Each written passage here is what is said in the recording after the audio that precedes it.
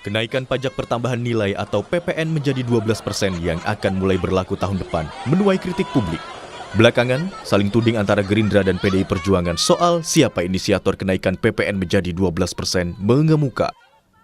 Wakil Ketua Komisi 11 DPR RI, fraksi Partai Gerindra, Muhammad Haikal, mempertanyakan sikap PDI Perjuangan yang mengungkit kenaikan PPN. Gerindra menyebut PDIP seolah memunculkan narasi dengan solusi yang menjerumuskan Presiden Prabowo melanggar undang-undang.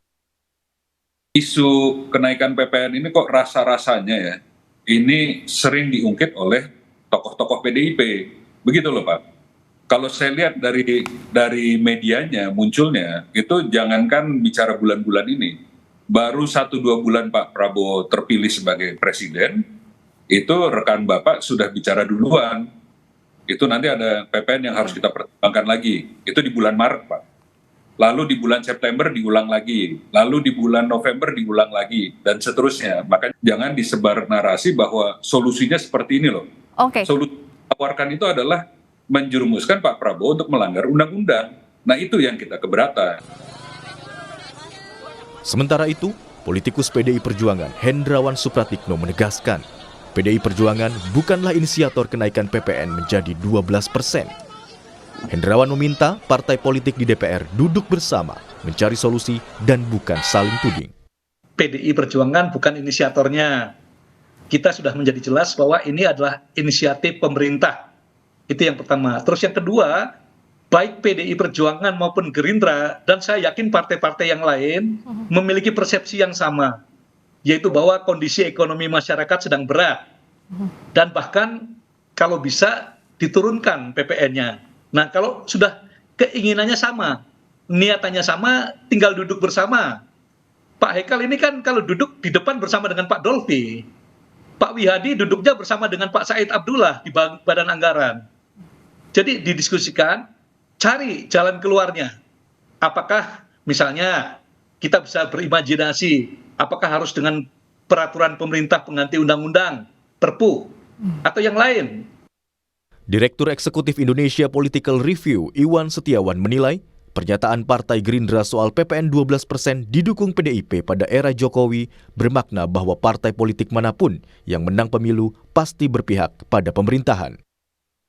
Menurut Iwan, kondisi negara yang saat ini butuh dana untuk menutupi defisit APBN dan bayar utang negara memaksa partai politik pengusung menyetujui dan menjalankan keputusan pemerintah, termasuk PPN 12%. Saat ini memang negara kita membutuhkan uang yang cepat agar menutupi defisit APBN. Pernyataan partai politik itu sesuai dengan posisi mereka di mana. Nah, PDIP pada saat itu berada dalam pemerintahan. Nah, saat ini ketika mereka menolak kemudian, karena PDIP berada dalam posisi oposisi. Semoga di penghujung tahun ini, pemerintah bersama DPR mampu mengambil keputusan dengan sebaik-baiknya manfaat untuk rakyat Indonesia.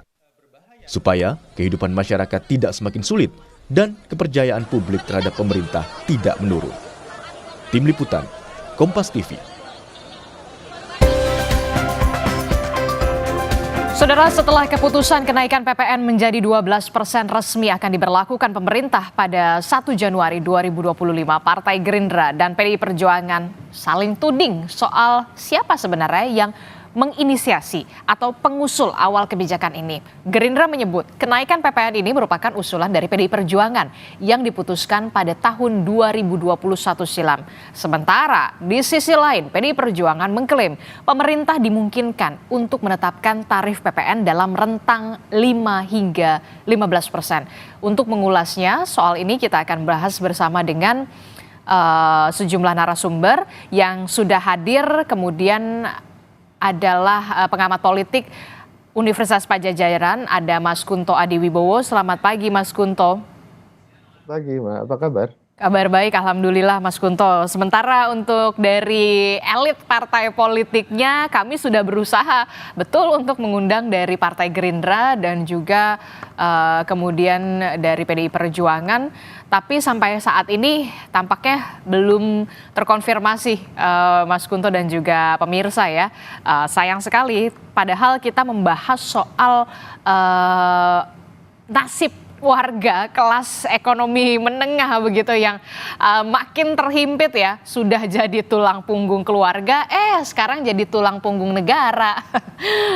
Mas Kunto, ini gimana Mas Kunto? Agak lucu ya dalam tanda kutip, lucu sekali ketika kebijakan kontroversial dan dirasa banyak sekali merugikan masyarakat, justru elit partai politik yang ada di Senayan saling tuding. PDI Perjuangan, Gerindra. Ini siapa nih inisiatornya? Sebenarnya PDIP nih. Nah, ini gimana nih Mas Kunto? Ya, sejak dari awal isu kenaikan PPN 12% ini kan penuh kontroversi ya Mbak ya. Dan yang tidak membantu publik adalah simpang siurnya informasi tentang kebijakan kenaikan PPN 12% ini gitu. Jadi misalnya di awal Desember tiba-tiba Pak Prabowo setelah mengundang pimpinan Komisi 11 dan habis itu Pak Misbahun melakukan statement bahwa yang naik PPN 12% itu hanya barang mewah. Lalu kemudian tidak sampai seminggu setelah itu Bu Sri Mulyani kemudian mengumumkan barang-barang atau Menteri Keuangan ya, Kementerian Keuangan mengumumkan ini loh barang-barangnya loh, kok di dalam daftar itu tidak hanya barang mewah ternyata yang naik. Lalu kemudian ada juga saling lempar antara Pak Zulhas Menko Pangan dengan Bu Sri Mulyani soal beras premium yang katanya dikenai pajak, lalu Pak Zulhas bilang enggak. Nah ini Mbak, keruwetan komunikasi dan keruwetan informasi ini yang membuat konteks kenaikan PPN 12% hari ini tidak hanya berat bagi rakyat, tapi juga membingungkan rakyat gitu kan. Jadi dalam artian akhirnya siapa yang bisa kita percaya, akhirnya siapa yang bisa kita pegang, apakah jadi, lalu kalau jadi barang apa saja yang kena PPN 12%, benar nggak hanya barang mewah atau semua barang konsumsi akan kena. Nah ini yang sampai saat ini masih menjadi isu besar di masyarakat dan ini masalahnya adalah isu kepercayaan kan Mbak. Trust isu kalau anak sekarang bilang gitu.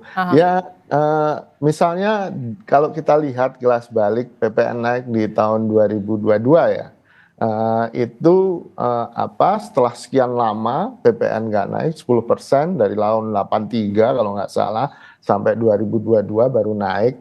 Informasinya pun ditahan-tahan oleh pemerintah, tapi karena ada perasaan oh ya mungkin udah wajar harus naik karena udah lama. Nah sekarang ini baru naik 2 tahun kemarin gitu kan, tiba-tiba harus naik lagi tapi nggak ada penjelasan yang memuaskan bagi masyarakat dan menurut saya ini yang jadi problem dan akhirnya ditambah dengan keruwetan saling tuding siapa duluan yang mengusulkan kenaikan PPN 12% ini dan menurut saya ini salah satu isu yang mengaburkan lagi, membuat bingung publik, membuat bingung masyarakat. Sebenarnya masalahnya ini adalah masalah rakyat atau masalah elit kan gitu kan. Itu cuma sekedar saling lempar kesalahan atau mereka ingin membuat solusi yang baik untuk masyarakat. Nah menurut saya ini yang jadi persoalan besar di PPN 12%, bukan hanya soal hitung-hitungan matematis keuangan ya Mbak, tapi kan misalnya Bu Sri Mulyani bilang 12% itu relatif rendah dari apa kan gitu. Relatif rendah untuk siapa? Itu yang kemudian menjadi pertanyaan besar begitu ketika kita lihat di akhir tahun dan juga di awal tahun ini ancaman PHK sudah di depan mata begitu. Apa yang harus dilakukan sebenarnya dalam hal ini oleh pemerintah pusat? Komunikasi politik semacam apa yang seharusnya dimiliki oleh pemerintah pusat? Jangan sampai kemudian rakyat kebingungan, loh kok jadi begini? Sebenarnya pemerintah seperti apa begitu? Ya sebenarnya orang Indonesia itu orang yang baik-baik sama pemerintahnya kan Mbak gitu. Mereka percaya, mereka punya dukungan yang luar biasa terhadap pemerintah.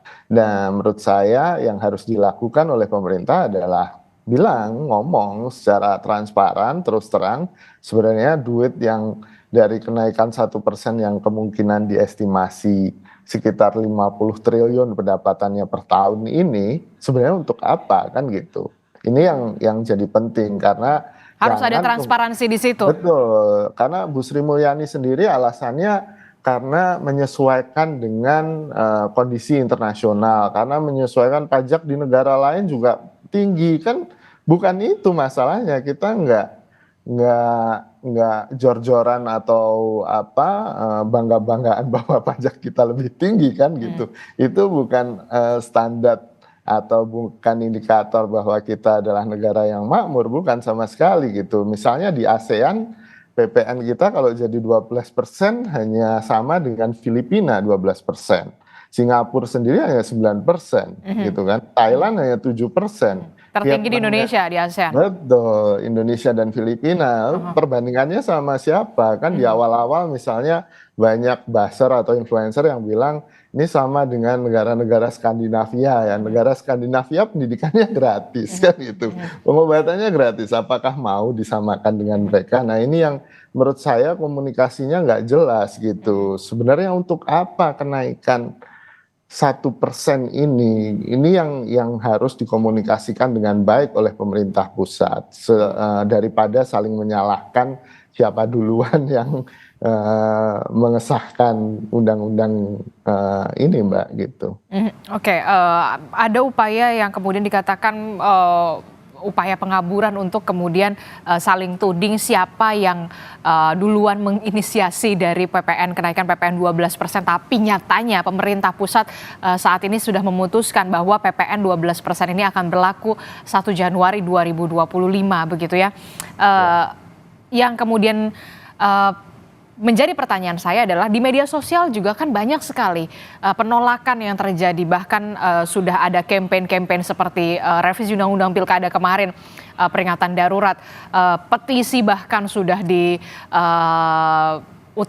atau disuarakan juga di media sosial. Mungkinkah kemudian gelombang-gelombang aksi penolakan ini akan berlanjut ke dunia nyata, dalam hal ini adalah aksi demo yang diupayakan oleh civil society untuk adanya pemerintah pusat mengkaji ulang atau bahkan membatalkan kebijakan ini?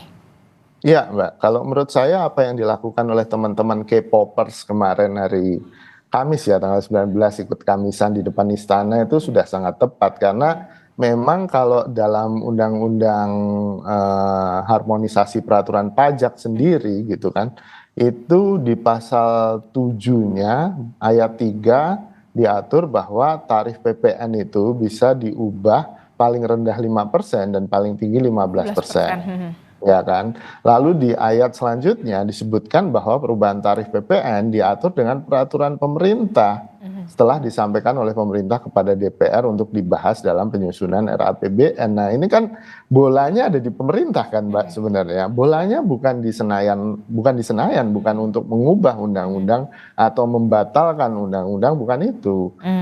Di undang-undang itu sendiri bolanya ada di pemerintah, bahwa pemerintah berhak kemudian punya kekuasaan untuk kemudian mengatur dari 5 sampai 15%. Ya misalnya, oke, tahun 2022 kemarin diproyeksi tahun 2025 akan naik 1%. Tapi kan kondisi dalam perkembangan 3 tahun terakhir kan di luar proyeksi apa yang sudah kita bikin di 2022 kan, dan sangat mungkin kemudian pergantian pemerintah, kondisi ekonomi, bahkan kondisi ekonomi dunia juga harus menjadi pertimbangan pemerintah untuk kemudian ya tadi sesuai amanat undang-undang menentukan 5-15% kan gitu. Kalau 12% ini dirasa memang tidak sesuai dengan kondisi objektif masyarakat, ya harusnya pemerintah bisa menurunkan itu gitu, bisa menunda atau bahkan menurunkan pajaknya PPN ini, tarif PPN ini, dan menurut saya dorongan dari masyarakat sipil, dari warga, dari kelas menengah yang memang sudah jadi sandwich class gitu kan, bukan hanya sandwich generation ini kan gitu, dihimpit dari dua sisi ini juga menjadi penting bahwa akhirnya pemerintah harus dipaksa untuk mendengarkan apa yang menjadi keresahan warga gitu sih Mbak. Apa yang menjadi keresahan warga, apa yang menjadi kebingungan warga, rakyat mayoritas dengan adanya kebijakan PPN 12% begitu. Mungkinkah kemudian yang jadi pertanyaan, mungkinkah pemerintah pusat akan membatalkan kebijakan PPN 12% ini? Kalau kita lihat ada dua skenario. Sebenarnya bisa kalau dibatalkan dengan penerbitan peraturan pemerintah atau PP, atau kemudian ada pihak yang mengajukan judicial review ke MK. Tapi kemudian kalau kita tadi melihat pemerintah pusat, mungkinkah kemudian seorang Presiden Prabowo Subianto akan melakukan penerbitan peraturan pemerintah atau PP di sini? Ya, menurut saya ini ketegasan dan kemudian kebijaksanaan Pak Prabowo sedang diuji, Mbak, gitu. Apakah beliau memang hanya patuh saja terhadap apa yang sudah digariskan oleh pemerintahan sebelumnya, tanpa kemudian mempedulikan nasib warga, nasib rakyatnya yang ada di hari ini, di sekarang, atau memang Pak Prabowo punya sensitivitas yang luar biasa terhadap penderitaan warganya, kan itu. Jadi menurut saya ini ujian bagi Pak Prabowo karena bolanya memang ada di Pak Prabowo, kan gitu, bukan lagi MK, bukan lagi DPR RI gitu kan. Kalaupun Pak Prabowo mau menunggu misalnya, oke, kita naikin dulu deh gitu dan kita lihat reaksi. Saya kan reaksinya akan sangat besar dan masif ya Mbak, karena kita mungkin belum kebayangkan berapa kenaikan harga-harga ketika PPN itu naik. Begitu harga bahan bakar minyak naik, itu saja deh gitu kan, logistik naik gitu kan, semua barang akan naik kan gitu. Dan ini kan efeknya jadi efek domino gitu kan, tidak hanya satu barang yang naik, semua barang naik. Dan di sini akan kelihatan warga kemudian akan bisa merasakan, oh 1% itu ternyata efeknya sebagian besar. Signifikan. Kan, gitu. Betul. Nah ini yang kemudian menurut saya akan lebih susah lagi untuk ditangkal, untuk kemudian dimitigasi oleh pemerintah di masa depan. Bantuan-bantuan ini kan sifatnya hanya obat sementara kan Mbak. Penyakitnya tetap pada kenaikan PPN 12% yang tidak sesuai dengan kondisi objektif di masyarakat. Nah ini yang menurut saya harus menjadi perhatian bagi Pak Prabowo ya, Presiden Republik Indonesia. Walaupun kemudian kemarin ada kebijakan yang maksudnya memberikan insentif lah ketika kebijakan PPN 12% ini diberlakukan, ada insentif yang kemudian diberikan walaupun hanya sebulan atau 2 bulan begitu. Itulah kemudian sebagai upaya pemerintah pusat dalam hal ini adalah memberikan gula-gula atau bagaimana sebenarnya ini?